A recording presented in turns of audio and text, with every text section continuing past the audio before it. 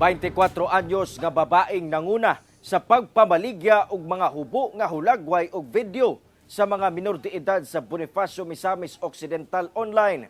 Sikop sa kapulisan. Ani ang report exclusive.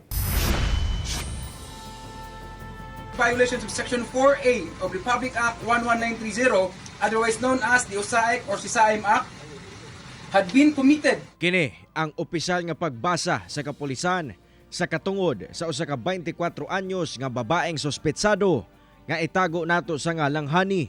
Human kini maaktuhan siyang ilegal nga binuhatan sa Barangay Lincunan, Bonifacio, Misamis Occidental. Ang sospek nahimong bugaw sa mga minor de edad nga babae sa lugar kung asa iyang ginabaligya ang mga hubo nga hulagway og video sa mga batang babae ngadto sa mga parokyano niini online. Itong mga minor victims na ino-offer niya, yung mga kapitbahay niya, and then kamag-anak niya at saka kapatid. And then hindi lang siya photos, including yung live videos, no? Pinapa-show niya yung mga bata in exchange of money. Taod-taod na kuno gisubay sa kapulisan ang mga ilegal nga lihok sa sospek online.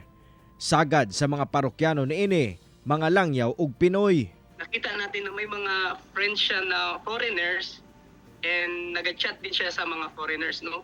And siguro we will also go on to that para sa in exchange sa information natin sa mga counterparts natin sa foreign country na ipa-imbestiga rin, no? Para ma-kuan rin natin sila, ma-arresto rin. Na-recover gikan sa panimalay sa sospek ang mga cellphone units ug uban pang gamit sa paghimo sa iyang modus. Na-rescue sab sa otoridad ang duha ka mga minor de edad nga babae. Gidala na sab sila ngadto sa DSWD para sa counseling. Adlong Huwebes, gidala ngadto sa piskalya ang suspitsado aron pasakaan og patong-patong nga kasong paglapas sa RA 11930 o Anti-Online Sexual Abuse and Exploitation of Children and Anti-Child Sexual Abuse and Exploitation Materials Act. Marami pa rin ang gumagawa ng ganitong modus.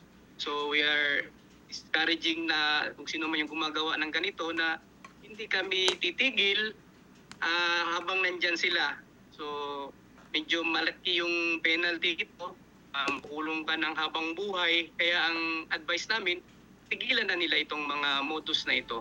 Nanawagan sab sila sa katawhan nga adunay mga impormasyon sa mga susamang kalihukan nga makig-alayon sa ilang buhatan. Kauban si Makoy Simpron sa kamera.